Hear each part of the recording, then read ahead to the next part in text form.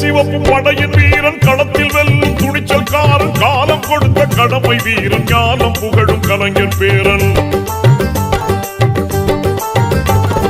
கருப்பு சிவப்பு படையின் வீரன் களத்தில் வெல்லும் துணிச்சல்காரன் காலம் கொடுத்த கடமை வீரன் ஞானம் புகழும் கலைஞர் பேரன் திருப்புவளையின் வழியில் வந்த தமிழ் குருதி